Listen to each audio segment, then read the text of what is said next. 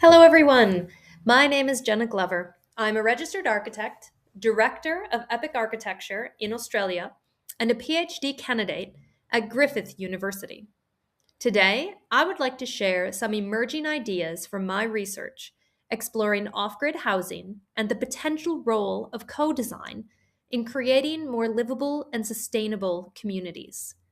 This work is still developing, so rather than presenting a completed framework, I would like to discuss a gap that emerged through both practice and research, and why I believe it deserves greater attention. I would like to begin from the perspective of practice. For more than 5 years, I have been designing off grid residential projects in regional New South Wales. Through this work, I've collaborated with clients seeking greater independence from traditional infrastructure while pursuing more sustainable ways of living. What became increasingly apparent to me was that many of the most important questions raised during projects were not technical questions. They were questions about people, lifestyle, behavior, expectations, and how clients imagined living in these homes over time. This observation became one of the starting points for my research. Off grid housing is attracting growing interest internationally, and there are many reasons for this: increasing energy costs, climate uncertainty, resilience concerns, and infrastructure limitations that are encouraging people to reconsider how housing is designed and serviced. In regional Australia, particularly, off grid housing is viewed as a practical response to the challenges of distance and infrastructure provision. At the same time, autonomous living is increasingly being associated with ideas of sustainability, self sufficiency, and resilience. As a result, off grid housing is becoming an increasingly important area of research and professional practice. To better understand the field, the first stage of my research involved a systematic quantitative literature review. 97 peer reviewed publications relating to off grid and autonomous housing were analyzed. The objective was to understand where research effort has been concentrated, what themes dominate the literature, and where important knowledge gaps remain. Rather than focusing on individual studies, the review sought to identify broader patterns across the field. The review identified five major knowledge domains. The first focused on feasibility and energy systems modeling. The second examined environmental design and passive strategies. The third explored co design, participation, and behavior. The fourth focused on socio-technical innovation and rural transitions. And the fifth addressed policy, housing infrastructure, and future visions. Collectively, these pillars provide a useful overview of how off-grid housing is currently being studied. However, they also reveal important imbalances in research attention. What I found particularly interesting was not what was present in the literature, but what was absent. The first two pillars were heavily represented. Researchers are very good at modeling systems, predicting energy performance, and optimizing technologies. We know a great deal about batteries, solar generation, load profiles, and passive design strategies. However, when I looked at the third pillar, co design, participation, and behavior, the literature became noticeably thinner. This was surprising because every off grid home is ultimately occupied by people. It raised a question for me as both a researcher and practitioner. Are we optimizing systems while under investigating the people who actually use them? While substantial attention has been devoted to energy systems, performance modeling, and technical optimization, much less attention has been given to co design, participation, and behavior dimensions. This was one of the most striking findings of the review. Many studies attempt to optimize technical systems. Far fewer investigate how future occupants participate in shaping those systems or how behavioral insights inform design decision making. In other words, the people who ultimately live in these homes are often missing from the conversation. This observation raises an important question. Does this gap matter? What is particularly interesting is that this gap isn't simply about having fewer behavioral studies. The deeper issue is fragmentation. Researchers are studying technical systems. Others are studying passive design. Others are studying policy. Others are studying behavior. But these areas are often investigated separately. Yet, in reality, they are interconnected. An architectural decision affects energy demand. Energy demand affects system sizing. System sizing affects cost. Cost affects adoption. Adoption affects long term success. This suggests we may need more integrated approaches moving forward.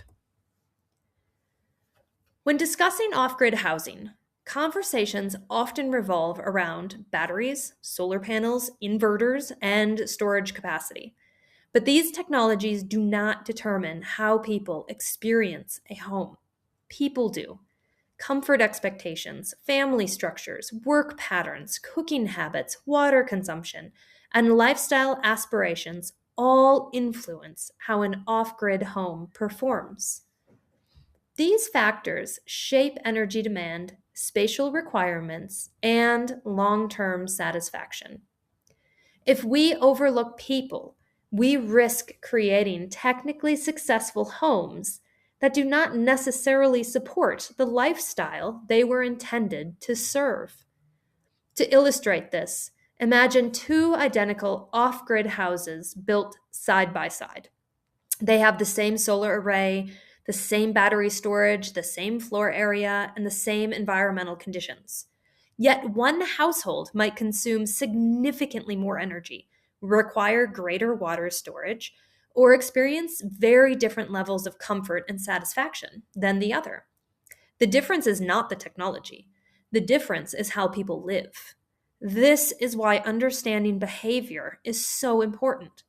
In many cases, the success of an off grid home may depend as much on the occupants as it does on the systems installed within it. This is something I encounter regularly in practice. Clients rarely begin conversations by asking about battery chemistry or inverter specifications. One of the most common misconceptions about off grid housing is that clients are primarily interested in technology. In reality, they are usually interested in lifestyle. They ask questions such as, can my kids come home for Christmas? Can I run air conditioning during a heat wave? What happens if we decide to work from home full time? What happens if our family grows? What happens if we age in place? These are not technical questions. They are questions about living. As architects, we often sit at the intersection between technical systems and human aspirations. We are translating lifestyle goals into physical spaces and translating technical constraints into practical design decisions. This places architecture in a unique position to facilitate conversations that connect people, place, and technology. This leads to an important distinction. Technical success is not necessarily the same as human success. A home may perform exceptionally well from an engineering perspective, yet still fail to meet occupant expectations. We can encounter oversized systems, unexpected behaviors, poor adoption of technologies, or dissatisfaction despite strong technical performance. This highlights a common challenge across sustainable housing more broadly. Performance metrics alone do not fully capture livability. Understanding people becomes essential. This brings us to the idea of co-design. Co-design refers to actively involving future occupants and stakeholders in shaping design decisions. The concept is well established in other areas of architecture, planning, and community development. However, it remains relatively underexplored within off-grid housing research. The potential benefits are significant. Co-design may help improve alignment between lifestyles and technical systems. It may support earlier identification of user needs. It may improve long-term satisfaction and generate more context-specific design outcomes.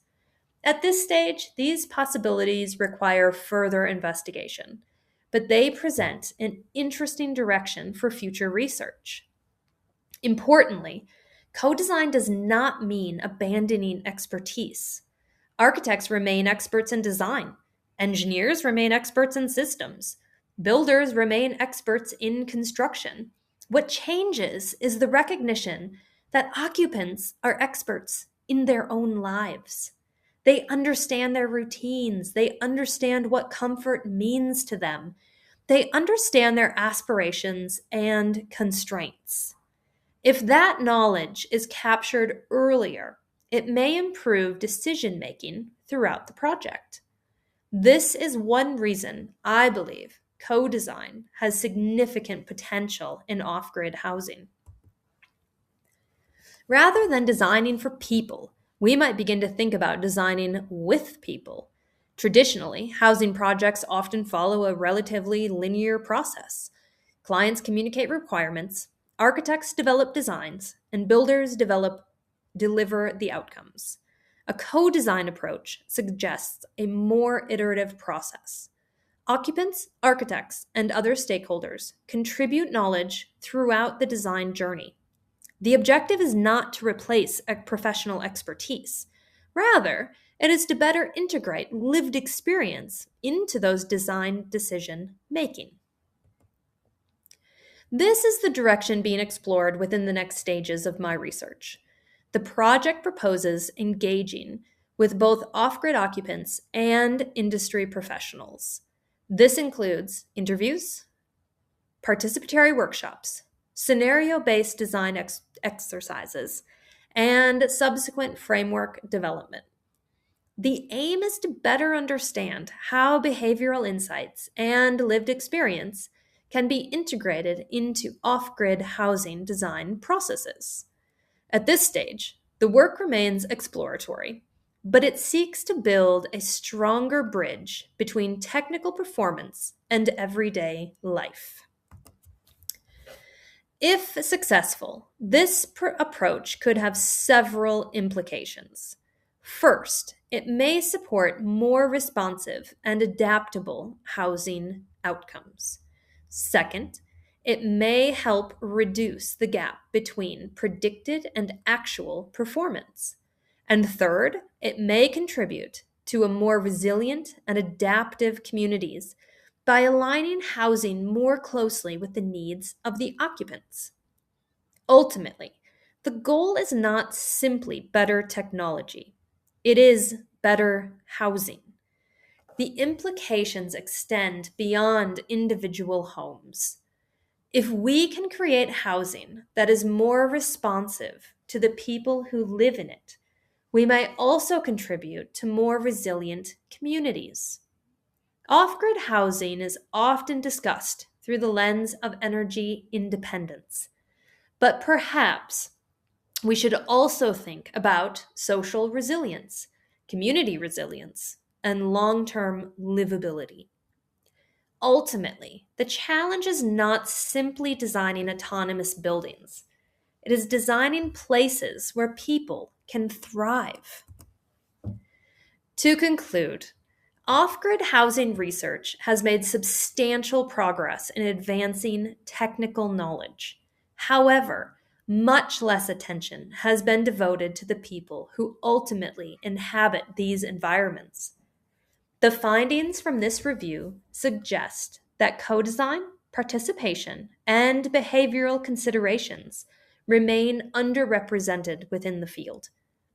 As off-grid housing continues to expand, understanding how people shape, adapt to, and participate in autonomous living may become just as important as the technologies themselves.